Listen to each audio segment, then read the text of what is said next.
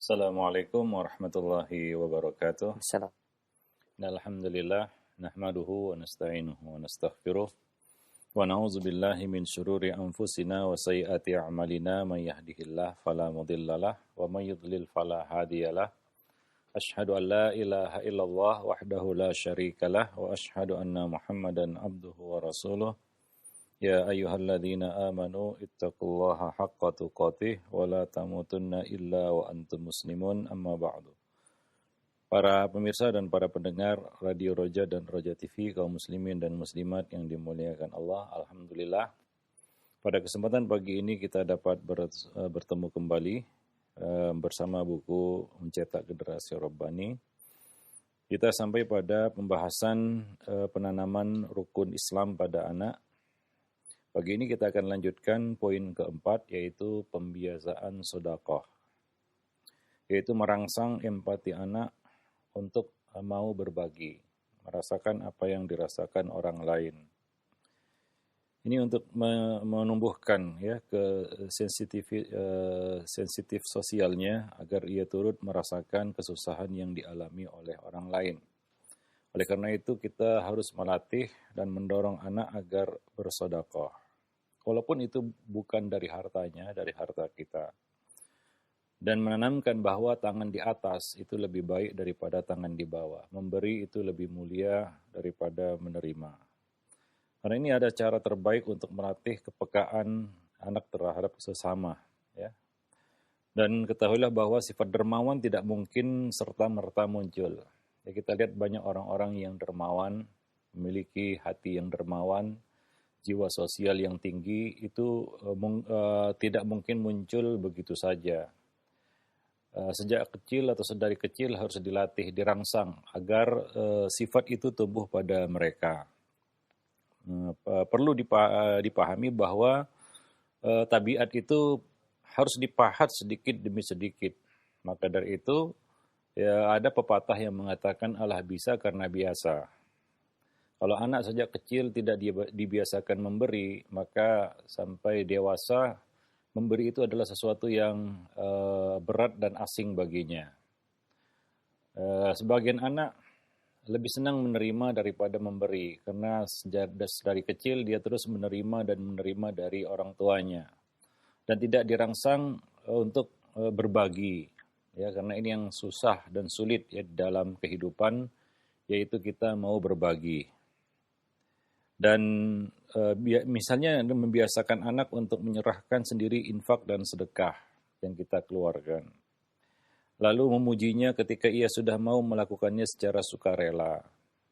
Dan perlu kita jelaskan juga kepada anak keutamaan sedekah. Misalnya firman Allah Subhanahu wa taala dalam surat Al-Baqarah ayat 261, perumpamaan orang yang bersedekah, ya mathalul ladzina yunfiquna amwalahum fi sabilillah kamathali habbatin ambatat sab'a sanabila fi kulli sumbulatin mi'atu habbah wallahu yudha'ifu liman yasha' wallahu wasi'un alim. Perumpamaan orang yang infakkan hartanya di jalan Allah itu seperti sebutir biji yang menumbuhkan 7 tangkai. Pada setiap tangkai ada 100 biji. Allah melipat gandakan bagi siapa saja yang dikehendakinya. Dan Allah maha luas karunia-Nya dan maha mengetahui hamba-hambanya. Dan kita jelaskan bahwa ada hak orang lain pada harta kita. Sampaikan kepadanya firman Allah Subhanahu wa taala, wa fi amwalihim haqqun lis-sa'ili wal mahrum. Dan pada harta mereka, harta manusia, harta kita, ada hak orang lain di situ yang meminta maupun yang tidak meminta. Dan jelaskan ini adalah harta titipan Allah Subhanahu wa taala. Kita dipilih oleh Allah untuk menyalurkannya sehingga anak merasa terdorong, ya, tergerak untuk semangat bersedekah. Dan dia sadar bahwa harta yang dimilikinya, harta yang ada di tangannya itu adalah harta yang dititipkan Allah Subhanahu wa taala kepadanya. Ya, nah ini perlu dirangsang sedari kecil, ya, sedini mungkin pada diri anak. Dan motivasi anak juga dengan firman Allah untuk segera berlomba-lomba dan untuk bersegera dan berlomba-lomba untuk bersedekah. Misalnya firman Allah Subhanahu wa taala, "Ya ayyuhalladzina amanu anfiqu mimma razaqnakum." Wahai orang-orang yang beriman, infakkanlah sebahagian dari rezeki yang telah kami berikan kepadamu. Demikian juga ajarkan pula hadis-hadis Rasulullah sallallahu alaihi wasallam yang berisi anjuran dan motivasi janji-janji yang diberikan Allah dan Rasulnya kepada orang-orang yang bersedekah. Misalnya sabda Nabi sallallahu alaihi wasallam, "Man tasaddaqa bi'adli tamrah min kasbin tayyibin wa la yas'adu ila Allah illa tayyib fa inna Allah yataqabbaluha bi yaminih thumma yurabbiha li sahibihi kama yurabbi ahadukum fuluwahu hatta takuna mithlal jabal." Nabi mengatakan barang siapa bersedekah senilai 1 biji kurma dari usaha yang baik dan tidak akan naik terangkat suatu amal ke sisi Allah Subhanahu wa taala kecuali yang baik-baik, maka Allah akan menerima sedekah itu dengan tangan kanannya. Lalu Allah mengembangbiakkannya untuk pemiliknya, seperti kalian mengembangbiakkan anak kuda yang kecil hingga menjadi besar seperti gunung. Ya, bahwa Allah melipat gandakan harta yang kita infakkan fisabilillah. Nah, ini juga secara tidak langsung mengajarkan anak ya agar mengimani apa yang Allah Subhanahu wa taala janjikan hari akhirat, bahwa kehidupan akhirat itu lebih baik. Di sana Allah menjanjikan pahala yang berlipat ganda. Demikian pula kita juga harus menanamkan pada anak untuk tawadhu walaupun kita memberi, ya, menghormati ya orang-orang yang kita beri. Karena kadang-kadang anak-anak itu ketika dia merasa memberi, dia mungkin bersikap semena-mena ataupun tidak sopan kepada orang yang diberi. Maka jangan lupa juga adab bersedekah, adab saat bersedekah, yaitu kita menghormati dan tidak merusak sedekah kita dengan ucapan-ucapan yang bisa menyakiti orang yang menerima. Nah, ini perlu kita ajarkan juga kepada anak. Hingga sedekah yang dilakukannya itu betul-betul sedekah yang sesuai dengan nilai-nilai Islam. Ya, kita menghormati orang yang kita beri dan kita mau berbagi. Yang pertama kita mau berbagi, tumbuh pada jiwanya, pada dalam hatinya ya semangat untuk berbagi. Yang kedua, ya setelah semangat berbagi itu tumbuh, semangat kesadaran untuk menghormati, bersikap tawadhu walaupun memberi. Ya, walaupun posisinya adalah dia memberi, tapi dia tetap menjaga ketawaduannya, kerendahan hati. Nah, itulah hakikat dari kedermawanan, yaitu menghindarkannya dari sifat sombong. Kadang-kadang ya ketika orang itu memberi lalu dia bersikap sombong, ya. Nah, ini perlu kita arahkan ya, sedekah yang kita biasakan pada dirinya itu disertai dengan adab dan akhlak. Nah, sehingga dia betul-betul bisa menjadi sosok seorang yang dermawan, murah hati. Para pemirsa dan para pendengar yang dimuliakan Allah, ya. Ajarkan juga kepada anak ketika kita bersedekah, walaupun jumlah yang disedekahkan itu sedikit, tidak menghalanginya untuk berbagi. Ya. Nah, ini juga perlu ya, karena kadang-kadang sebagian orang bersedekah itu agak segan kalau jumlahnya kecil. Ya, maka ajarkan juga kepada anak-anak kita untuk mau bersedekah walaupun nilainya tidak seberapa. Karena di sini yang ingin kita tumbuhkan pada jiwa si anak adalah semangat untuk berbagi, ya.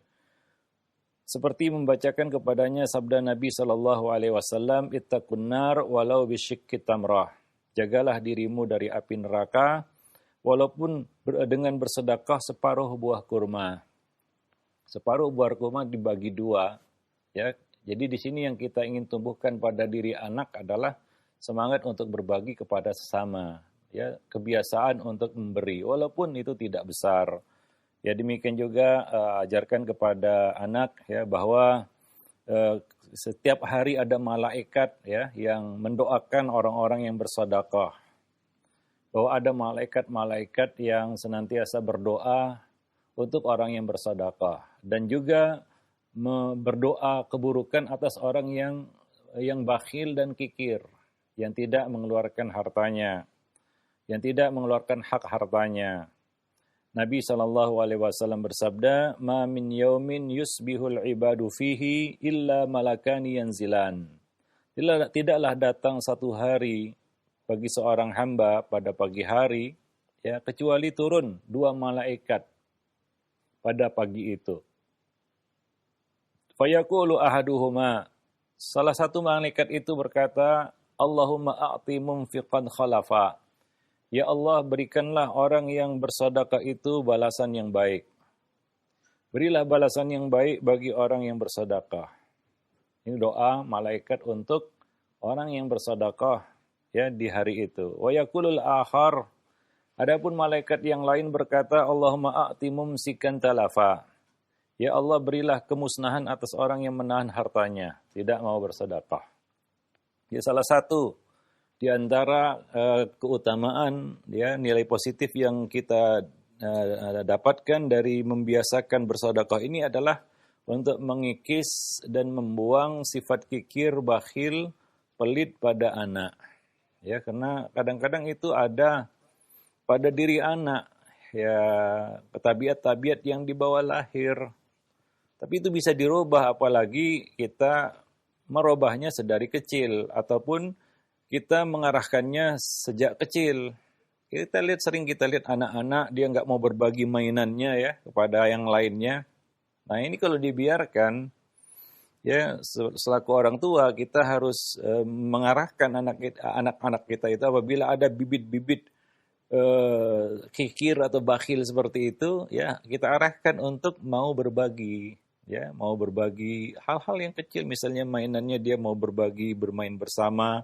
Itu untuk mengikis dan membuang sifat kikir dan bakhil pada dirinya, supaya itu tidak terbawa sampai dia dewasa, sehingga sudah terbiasa dia tidak mau berbagi, ya, cenderung egois, selfish, dan protektif terhadap apa yang dimilikinya, dan itu akan melahirkan sifat bakhil. Lama-lama itu akan mengkristal menjadi sifat bakhil dan kikir. Dan orang yang bakhil dan kikir ini, bahayanya adalah bisa-bisa mereka mengabaikan kewajiban zakat. Ketika Allah mungkin menitipkan harta kepada mereka, karena sifat bakhil dan kikir itu yang begitu tertanam dalam hati mereka, hingga untuk berzakat aja berat. Kadang-kadang banyak orang hari ini punya harta tapi tidak mau tahu tentang kewajiban zakatnya. Ya, hari ini kalau kita bicara bagaimana mengembangkan usaha, bisnis, pelatihan bisnis, mungkin banyak yang mau, banyak yang semangat, ya, untuk melipat gandakan harta, bagaimana bisa jadi berlipat-lipat dengan cara yang halal, kan begitu, ya. Wah, seneng itu, banyak yang tertarik gitu. Tapi kalau giliran pembahasan sedekah, kewajiban zakat, ya, tidak seramai kalau kita buka misalnya pelatihan bisnis sukses, jadi pengusaha sukses, wah, itu banyak yang ikut, banyak yang tertarik itu.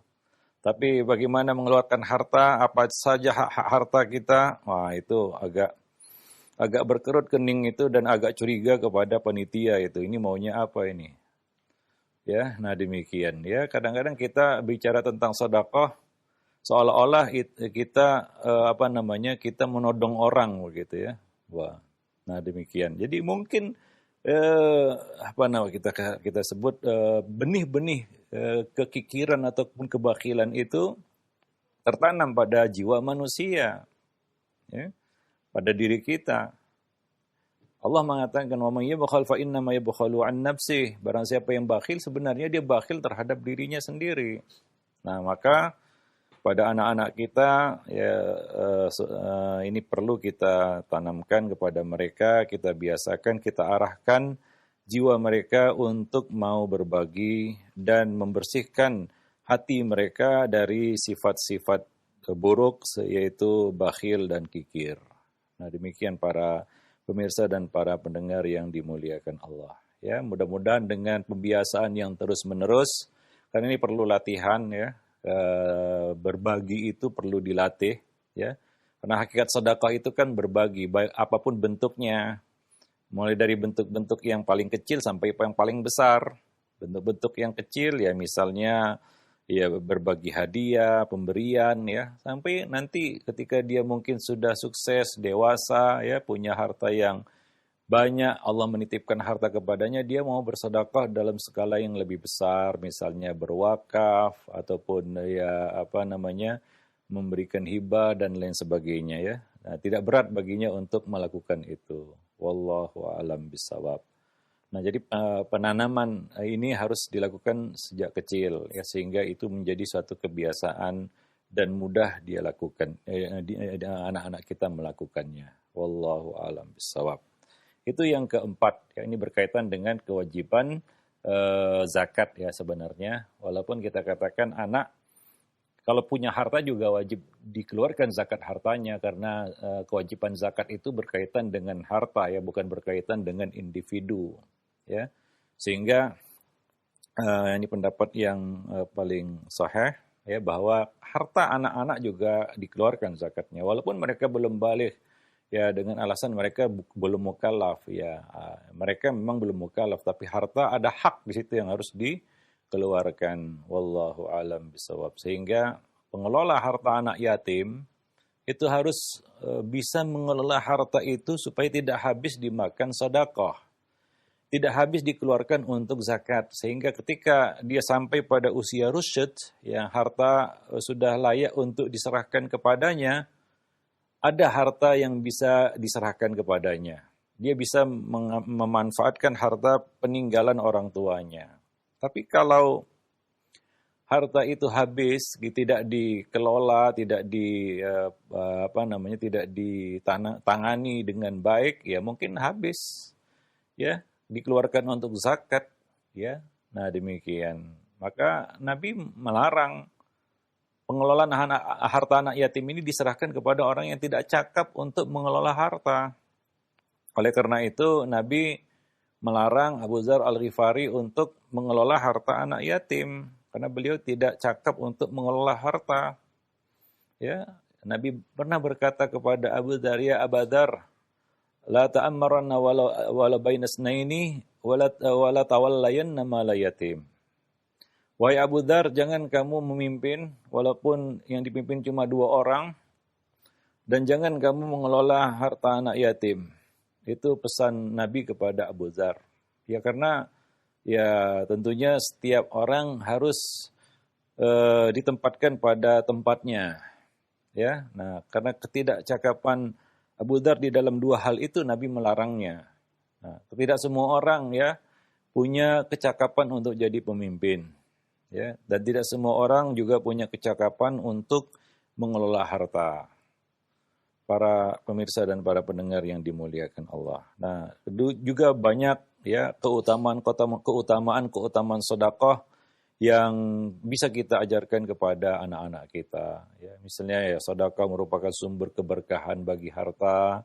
Dengan sedekah Allah Subhanahu wa taala akan ya mencurahkan karunia dan rahmatnya kepada seseorang, melipat gandakan rezekinya dan lain sebagainya. Ya, itu berkaitan dengan sedekah ini.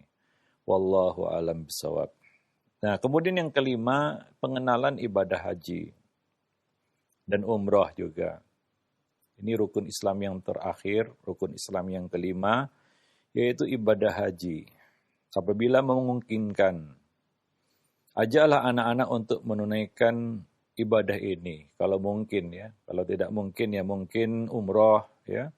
Karena ya pengalaman perjalanan haji ataupun umroh ini akan menanamkan suatu nilai kepadanya ya, pemandangan Ka'bah, Masjidil Haram, Safa Marwah dan semua syiar-syiar yang ada di tanah haram itu akan membekas dalam hati mereka. Ya minimal akan tumbuh kecintaan kepada 2 tanah suci, yaitu Mekah dan Madinah.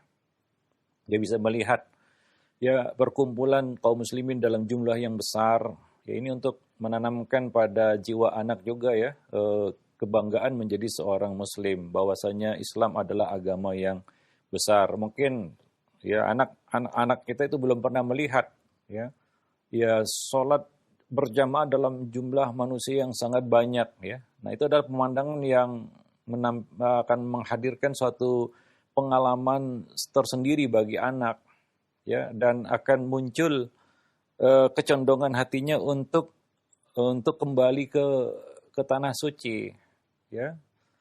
Ini adalah doa Nabi Ibrahim memang, faja'al af'idatan nasi tahwi ilaihim, dan jadikanlah hati manusia condong kepada mereka, yaitu kepada tanah suci ini, dan khususnya kepada anak-anak ya, kalau memungkinkan, dan apabila kita memiliki kelebihan ataupun kemudahan dalam hal rezeki ya. Nah, tidak ada salahnya kita membawa serta keluarga kita, anak-anak kita untuk pergi umrah ya. Kalau haji mungkin ada pembatasan usia di negara kita, tapi kalau umrah kan tidak ada batasan usia. Nah, itu bisa kita bawa mereka ya untuk mengerjakan ibadah yang agung tersebut ya. Walaupun kewajiban haji mereka tidak gugur ya dengan kita bawa ke tanah suci untuk mengerjakan haji, tapi kita dapat pahalanya ya, orang tua dapat pahala dari hal tersebut ya. Nah, demikian ya.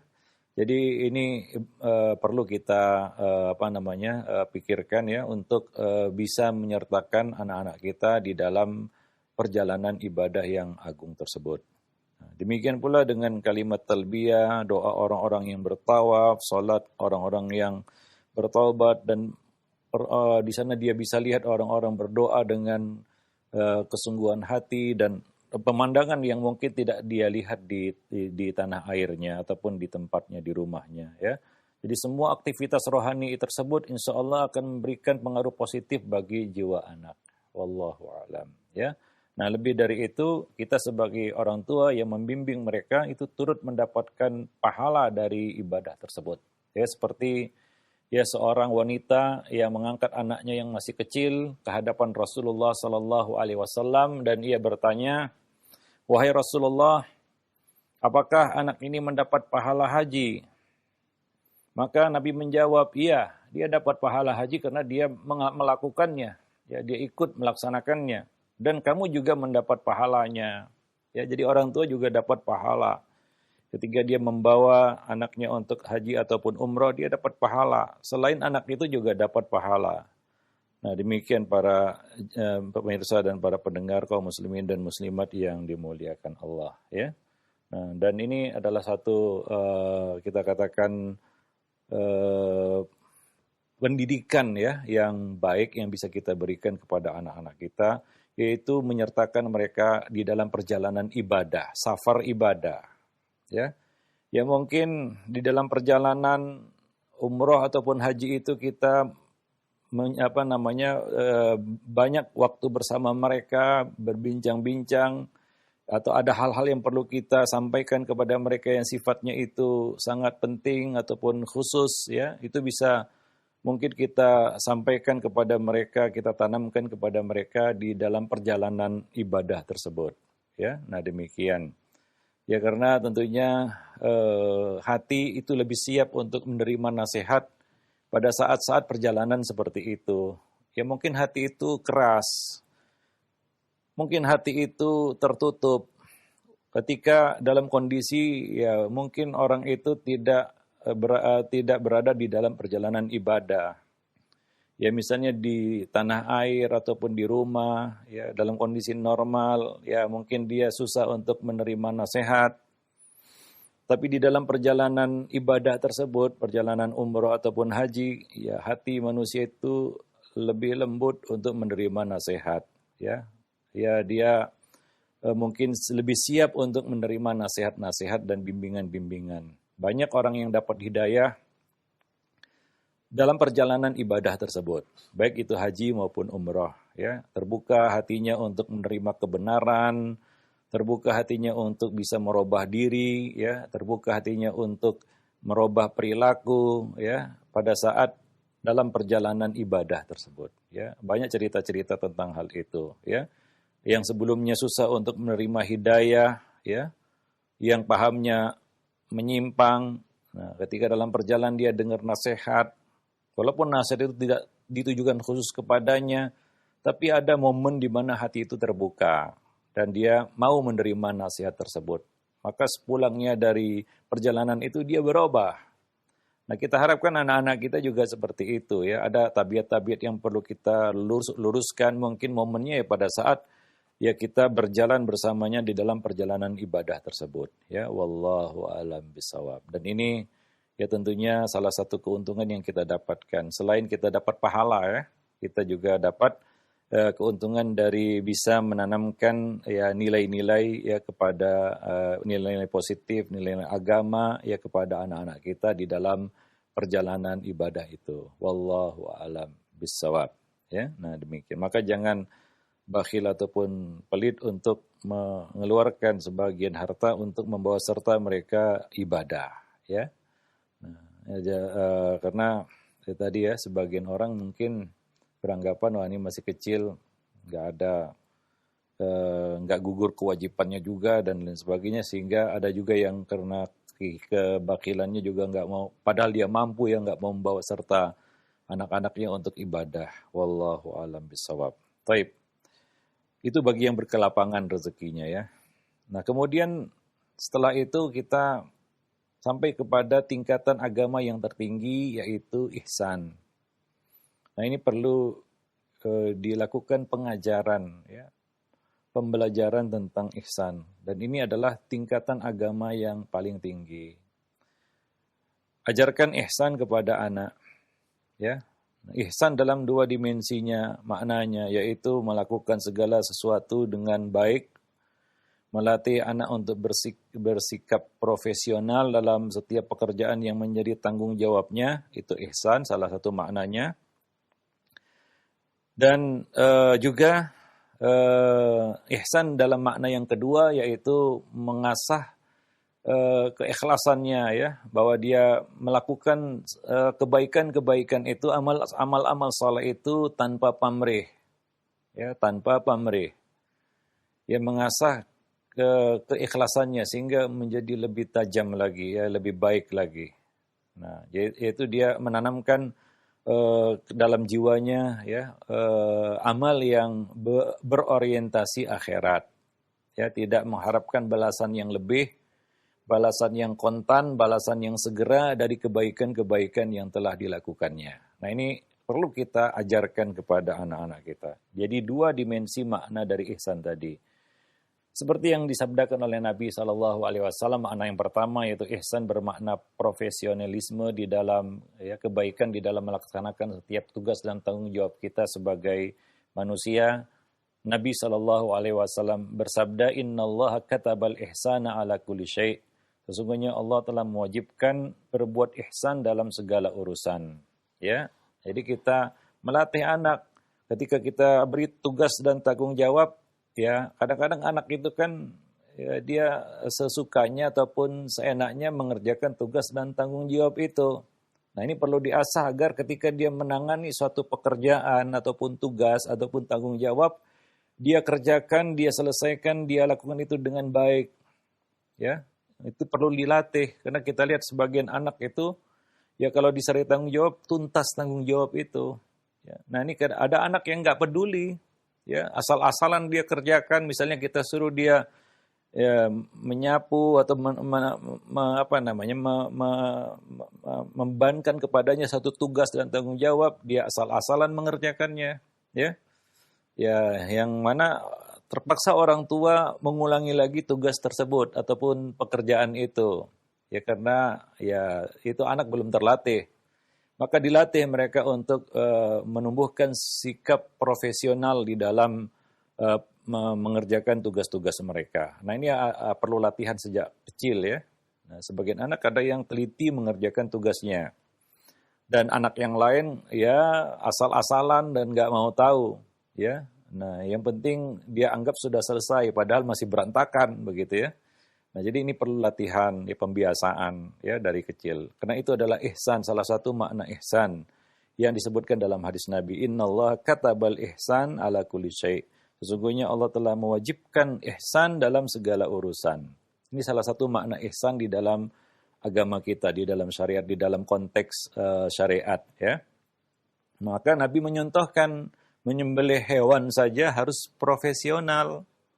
Ya, misalnya menajamkan pisau, membuat nyaman hewan yang akan disembelih, ya. Dan cara-cara lain yang itu menghasilkan ya satu penyembelihan yang baik. Ya, tidak menyiksa hewan, tidak merusak hewan yang disembelih, ya. Ya, ada orang yang nyembelih ayam sampai putus lehernya begitu. Padahal cukup dengan sekali sayatan saja ayam itu sudah mati, ya, dan dia mati dengan tenang ayam itu. Nah, ada yang menyiksa sampai dipijak-pijak lehernya sampai putus lehernya pun ada, ya. Nah, ada yang digorok tidak tembus juga itu kulit. Kenapa? Karena pisaunya tumpul. Ini kan kasihan hewan yang disembelih. Artinya itu tidak profesional. Itu contoh yang disampaikan Nabi di dalam hadis tersebut, ya. Setelah Nabi mengatakan innallaha katabal ihsana ala kulli syai', Nabi memberikan contoh, yaitu penyembelihan, ya. Menghilangkan nyawa saja itu harus profesional, nyawa hewan ini, ya. Ya, yang mana mungkin asal mati aja, yang penting disembelih bismillah selesai kan begitu, ya. Enggak gitu juga, ya. Harus profesional di dalam melakukan penyembelihan. Nah, kalau enggak biasa nyembelih ya jangan coba-coba menyembelih, ya, nanti akan menyiksa hewan itu. Ya, hewan yang nggak mati, ya, ataupun sekarat begitu, ya. Nah, hingga menyebabkan ya kita katakan kerusakan pada hewan itu, pada daging hewan itu. Wallahu a'lam bishawab. Jadi ini harus kita lakukan dari kecil kepada anak. Pembiasan ini harus kita lakukan sejak dini, yang membuatnya menjadi pribadi yang teliti, ya, bertanggung jawab dan berdedikasi tinggi, profesional di dalam menangani apapun tugas dan tanggung jawab yang diserahkan kepadanya. Ini harus ditumbuhkan ya sejak kecil. Demikian juga ihsan bermakna tadi ya menuju tingkat keikhlasan yang lebih tinggi ya dengan muraqabah, seperti yang dinyatakan dalam hadis Nabi SAW. Makna ihsan adalah an ta'budallaha ka'annaka tarah fa in lam takun tarahu fa innahu yarak. Itu kamu menyembah Allah seakan-akan kamu melihatnya, dan apabila kamu tidak melihatnya maka sungguhnya dia melihatmu. Ya, menanamkan kesadaran muraqabah pada diri anak, bahwa dia senantiasa selalu diawasi, sehingga ketika anak tidak bersama kita, ya, ketika anak di luar pantauan dan pengawasan kita, dia tetap lurus. Karena tidak mungkin kita akan selalu bersama anak-anak kita, apalagi anak-anak kita akan beranjak dewasa. Ya, dia akan mencari ya pergaulan di luar sana, ya. Nah, lepas dari pengawasan dan pantauan orang tuanya. Nah, jadi kesadaran muraqabah ini akan menjaganya, ya, akan mengawasinya. Ya, dia punya kesadaran sendiri karena dia ada di dalam jiwanya muraqabah tadi, bahwa dia selalu merasa diawasi oleh Allah Subhanahu wa taala walaupun orang tuanya tidak mengawasinya. Dan ini adalah suatu perkara yang paling penting sebenarnya untuk ditumbuhkan pada anak. Salah satu efeknya adalah anak itu jujur. Ini tanda-tanda indikasi bahwa muraqabah itu sudah tertanam pada diri anak. Anak itu mau jujur sama orang tuanya. Ya. Itu indikasinya, indikatornya itu. Kalau anak sudah ketahuan suka berbohong, senantiasa berbohong, ya kadang-kadang orang tua tahu itu anaknya berbohong, ya. Nah, ini menunjukkan bahwa kadar muraqabah yang tipis, bahkan mungkin nggak ada. Ya, sehingga dia berani berbohong, dia merasa orang tuanya berhasil dia bohongi, padahal mungkin orang tuanya tahu dia berbohong, ya. Nah, ini menunjukkan tidak adanya muraqabah, apalagi terjadi berulang-ulang, selalu dan terus-menerus. Anak suka menyembunyikan sesuatu. Nah, ini adalah indikasi, ya, karena sesuatu yang disembunyikan itu pasti sesuatu yang nggak beres, gitu ya, biasanya, ya. Nah, jadi keterbukaan, kejujuran anak kepada orang tua ini adalah hasil dari penanaman muraqabah, ya, sejak kecil. sehingga dia berhasil dan bisa melaksanakan sabda Nabi, ya, anta'budallah ka'annaka tarah fa illam takun tarahu fa innahu yarak. Ya, dia lurus, ya, baik itu di dalam pantauan orang tua maupun tidak. Karena dia tahu Allah Subhanahu wa taala senantiasa mengawasi. Nah, ini mengajarkan kepada anak kedekatan kepada Sang Pencipta Allah Subhanahu wa taala, ya, bahwa Allah senantiasa melihat gerak-geriknya, perbuatannya, mendengarkan ucapan-ucapannya, ya, dan mengetahui segala isi hati manusia. Ya, perlu kita sampaikan kepada anak-anak kita surat Asy-Syu'ara ayat 218 219, alladzi yaraka hina takum wa taqallubaka fis sajidin. Allah yang melihat engkau ketika engkau berdiri untuk salat dan melihat perubahan gerak badanmu di antara orang-orang yang sujud, ya. Nah, demikian dalam kondisi ibadah, ya, kita juga harus meraqabah, apalagi di luar ibadah, ya. Saat ibadah, ya Allah mengawasi ibadah kita. Apakah kita khusyuk atau tidak, ya, apa yang kita pikirkan Allah Maha tahu. Nah, demikian, ya. Jadi ini satu hal yang perlu kita tanamkan kepada anak-anak kita, ya, semenjak kecilnya, ya, dilatih dari kecil, ya, ihsan ini, ya, sikap ihsan ini ataupun ihsan ini kepada anak-anak kita dengan dua dimensi maknanya tadi. Yang pertama adalah ihsan bermakna kebaikan di dalam melaksanakan segala tanggung jawab, ya, baik itu tanggung jawab dunia maupun tanggung jawab agama. Kemudian ihsan bermakna muraqabah, ya, yang tadi kita sampaikan. Ihsan yang pertama itu diambil dari sabda Nabi, ya innallaha katabal ihsan ala kulli syai'. Dan yang makna yang kedua itu diambil dari hadis Nabi ketika ditanya oleh Jibril tentang ihsan. Nabi menjawab, anta'budallah ka'annaka tarah fa in lam takun tarahu fa innahu yarak. Nah, mudah-mudahan dengan demikian, ya, anak-anak kita itu bisa mencapai tingkatan agama yang tertinggi ini, yaitu ihsan. Wallahu a'lam bishawab. Nah, demikian saja para pemirsa dan para pendengar yang dimuliakan Allah, pertemuan kita pada kesempatan pagi ini. Mudah-mudahan bermanfaat bagi kita semua, ya. Lebih dan kurang saya mohon maaf. Subhanakallah bihamdik asyhadu an la ilaha illa anta astaghfiruka wa atubu ilaik. Baik, ya, syukran jazakallahu khair, barakallahu fiik kepada Ustaz yang sudah memberikan materi dari pembahasan buku Mencetak Generasi Rabbani, dua pembahasan, yaitu mendidik anak untuk terbiasa bersedekah dan juga penanaman pendidikan dini dan untuk mencintai atau mengetahui ibadah haji dan umroh. Baik, untuk selanjutnya kami buka sesi interaktif, sesi soal jawab bagi Anda para pemirsa atau pendengar yang ingin bertanya. Silakan Anda bisa mengirimkan pertanyaan di layanan pesan singkat. Baik Ustadz, yang pertama ini ada pertanyaan dari penanya yang tidak disebutkan nama dan tempatnya. Assalamualaikum warahmatullahi wabarakatuh.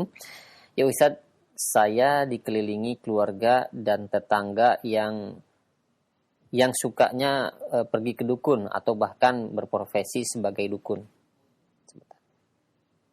Terhalang. Tapi alhamdulillah sekarang saya sudah menikah dan dibawa oleh suami. Sekarang saya sudah memiliki anak. Saya ingin menjenguk orang tua, tapi saya takut anak saya diganggu dengan makhluk halus yang pernah terjadi pada saya dulu, atau sesuatu yang buruk yang lainnya. Apa yang harus saya lakukan, Ustadz? Saya ingin pulang menjenguk orang tua saya, tapi anak saya takut menjadi korban. Iya. Ya, tentunya menyambung silaturahim dengan orang tua itu adalah satu yang wajib kita lakukan, ya. Nah, tentunya kita di mana saja ada potensi gangguan makhluk halus, ya, terhadap anak-anak kita, itu sudah kita bahas, ya. Jangan sampai setan menjamah anakmu, kan kita sudah bahas itu di poin-poin sebelumnya, bahwa ya anak kalau belum bisa baca zikir pagi dan petang sendiri dibacakan oleh orang tuanya, ya itu salah satu cara kita untuk memproteksi anak dari gangguan makhluk halus atau makhluk gaib, ya, yaitu para jin yang durhaka, yang jahat ya. Dan ya itu tidak menghalangi kita untuk mengunjungi orang tua. Ya tentunya juga tidak perlu berlama-lama ya. Bisa kita kunjungi pagi ya, petang mungkin sudah pulang, tidak perlu bermalam ya. Orang tua dijenguk saja sudah senang sebenarnya ya.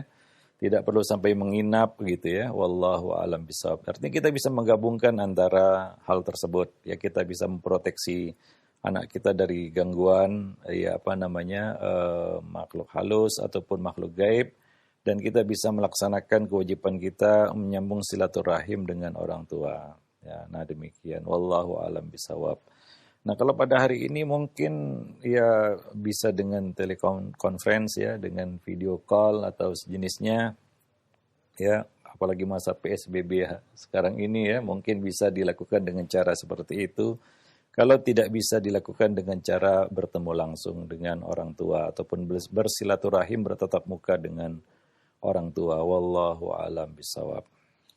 Nah, baik. Ya, syukran jazakallahu khairan atas jawaban Ustaz. Demikian. Dan selanjutnya kami angkat kembali pertanyaan di layanan pesan singkat. Ya, ada pertanyaan. Ya Ustaz, pendidikan anak usia prasekolah itu diberikan praktek tata cara haji dan umroh. Apakah hal tersebut efektif, Ustaz? Ya, itu salah satu hal yang mungkin bisa kita perkenalkan sejak dini kepada anak ya. Tata cara manasik haji dan umroh yang benar ya, sesuai dengan tuntunan sunnah Nabi Shallallahu Alaihi Wasallam ya, untuk melaksanakan sabda Nabi Sallallahu Alaihi Wasallam, khuzu anni manasikakum. Apalagi ibadah haji dan umroh hari ini banyak dicampuri dengan hal-hal bid'ah ya, hal-hal yang menyimpang dan menyalah. Ya mudah-mudahan pembekalan haji dan umroh sejak dini itu akan menjadi modal dan bekal baginya untuk melaksanakan ibadah itu di kemudian hari ya. Mana tahu, kita nggak tahu, mereka baru berkesempatan dan punya kemampuan melaksanakannya setelah kita tidak ada di dunia, mungkin saja.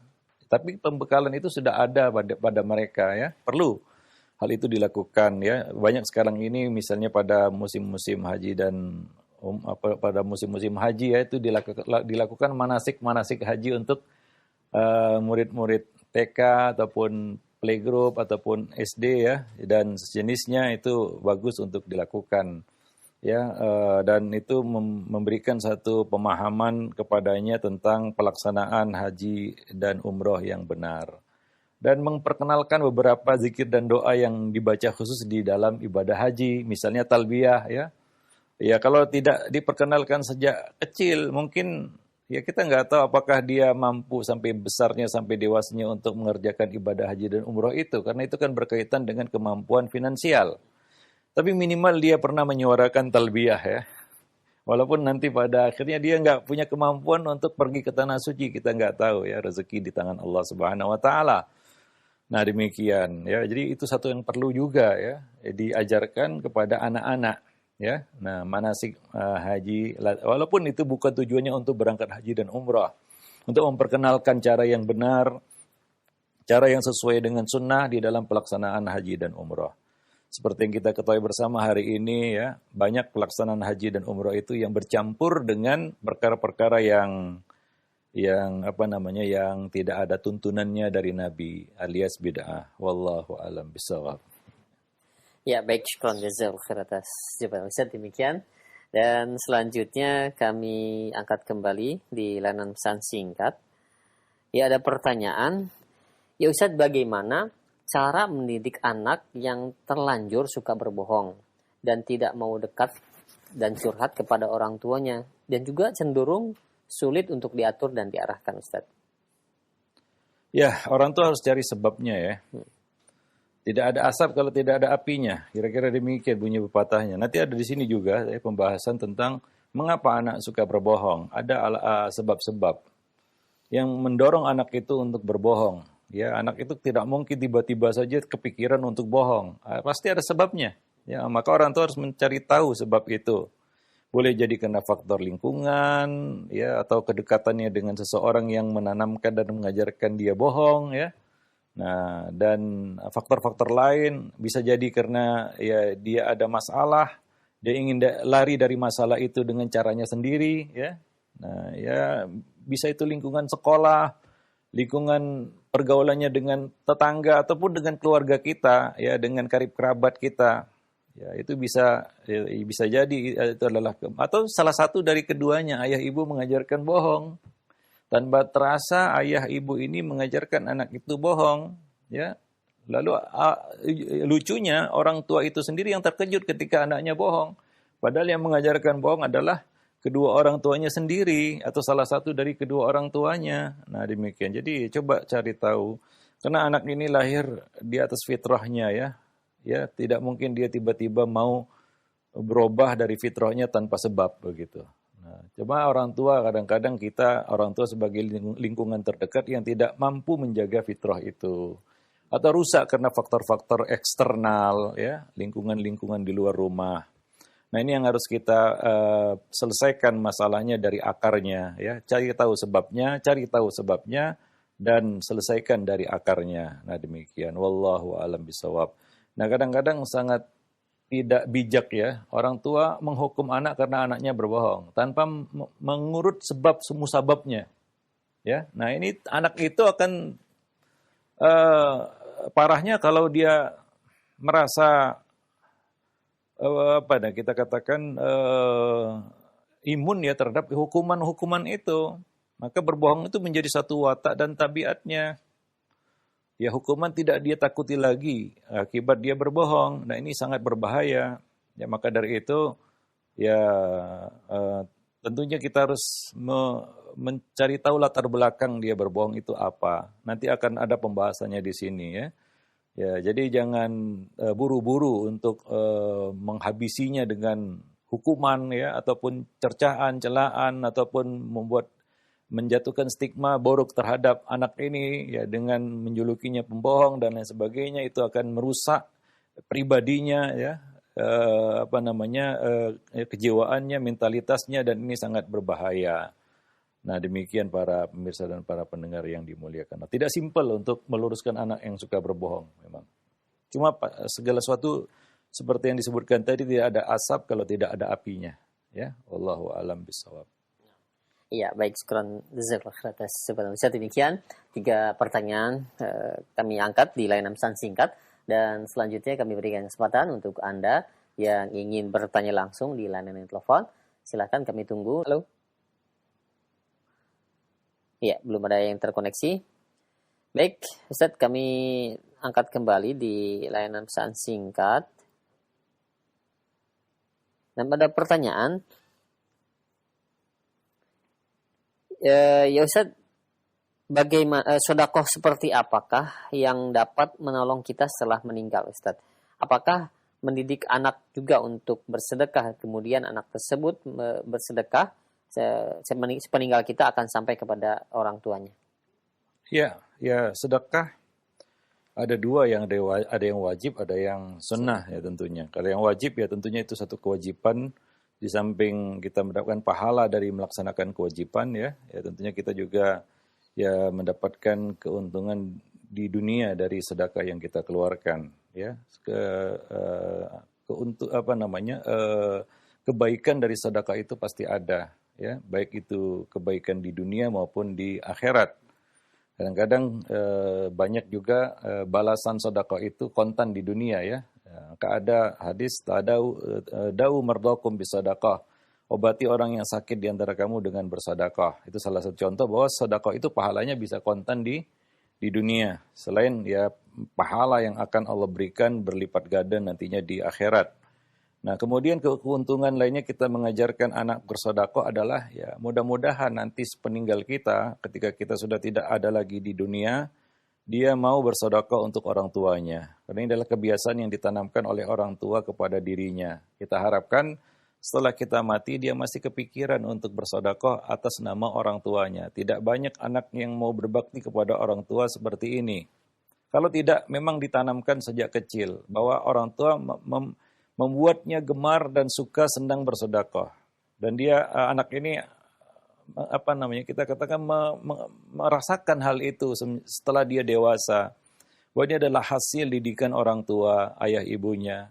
Maka anak-anak seperti ini yang kemungkinan besar punya potensi untuk bersedekah atas nama orang tua, Ya, wallahu alam bisawab. Dan juga di samping itu, walaupun dia bersedekah atas nama dirinya sendiri, ya kita selaku orang tua itu dapat pahala dari kebaikan yang kita tanamkan kepada anak-anak kita. Ya, Nabi mengatakan man dalla ila khairin falahu misla ajri fa'ilihi. Barang siapa yang menyontohkan, menunjukkan manusia kepada kebaikan, maka baginya pahala seperti orang yang melakukannya. Ya, di samping itu kita dapat pahala dari kebiasaan yang kita latih kepadanya sejak kecil itu, ya, yaitu sedekah. Ya, nah demikian. Wallahu a'lam bishawab. Jadi banyak kebaikan-kebaikan yang dihasilkan dari itu. Wallahu a'lam.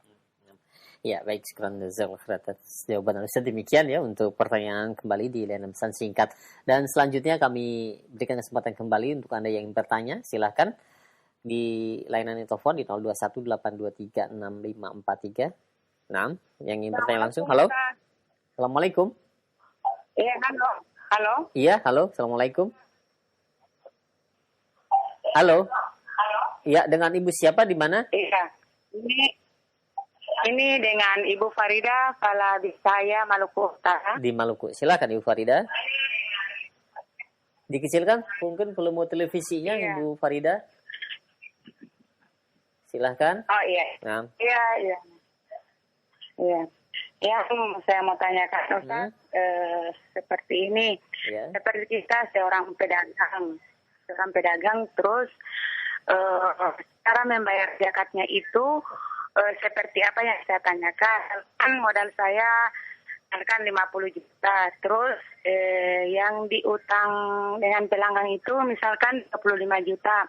Terus apakah sisanya itu yang menjadi barang? Maksudnya ini bukan dalam bentuk uang, Ustadz. Bukan simpanan yang diendapkan di bank atau di mana, tapi ini modal semua jadi barang. Modal yang misalkan 25 juta itu jadi barang. Itu cara membayarnya, apakah yang menjadi barang itu harus diinfakkan juga atau dikeluarkan? Mohon penjelasannya, Ustaz. Jazakullahi khairan. Iya, Ibu.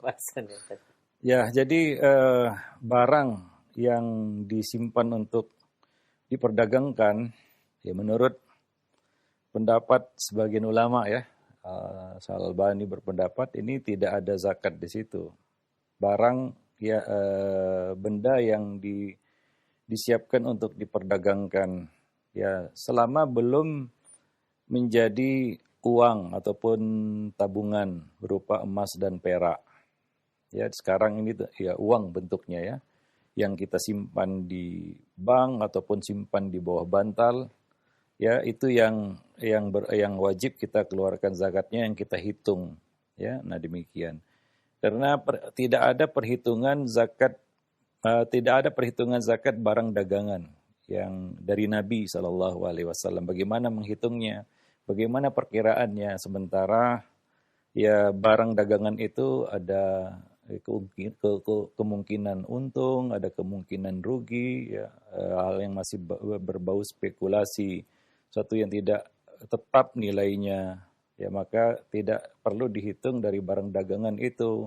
Yang perlu dihitung adalah keuntungan dari barang dagangan yang sudah kita dagangkan, yang laku, yang kita ambil dari situ keuntungannya, hasilnya, ya laku dia sebagai barang yang diperdagangkan, ya kita terima dalam bentuk uang.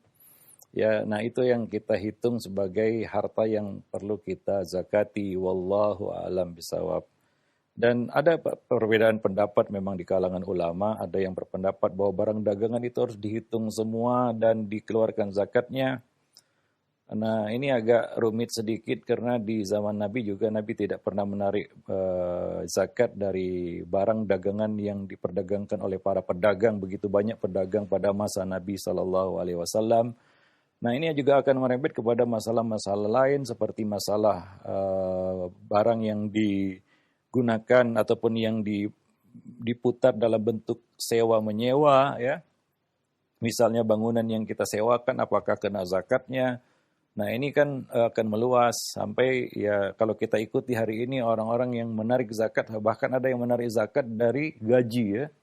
Nah yang itu suatu yang tidak pernah ada di zaman Nabi SAW. Wallahu alam bisawab. Karena zakat ini sifatnya wajib dan mengikat, bisa ditarik dari orang yang punya kewajiban zakat itu oleh waliul amri ya. Maka ya itu harus mengacu kepada hal-hal yang disampaikan secara jelas dari syariat. Nah, tidak ditemukan ya ketentuan yang jelas dari syariat tentang barang-barang yang dipersiapkan untuk didagangkan ini, ya. Kecuali yang sudah laku ya, barang dagangan kita perdagangkan dan itu kita terima keuntungannya ataupun hasil penjualannya. Nah, itu dihitung ya dari hasil penjualan itu. Wallahu alam bisawab. Karena pedagang ya tentunya ada dua kemungkinan, ada pedagang yang untung, ada pedagang yang rugi. Nah, kalau kita tarik zakat secara secara bebas seperti itu, nah ini ya mungkin orang yang belum jadi pedagang mungkin belum merasakannya kan begitu ya, apalagi kondisi-kondisi tertentu. Tidak selalu pedagang itu harus dapat keuntungan kalau dia berdagang, kecuali pemakan bunga kan begitu ya. Nah, itu demikian, wallahu alam bisawab. Itu satu pendapat yang kita pilih. Mungkin ada pendapat-pendapat lain yang mewajibkan zakat dari harta yang diperdagangkan. Wallahu alam bisawab. Nah, demikian ya. Baik, itu saja mungkin. Ya, sampai pertemuan kita ya. Dari ini ya, mudah-mudahan bermanfaat. Subhanakallah bihamdik asyhadu an la ilaha illa anta astaghfiruka wa atubu.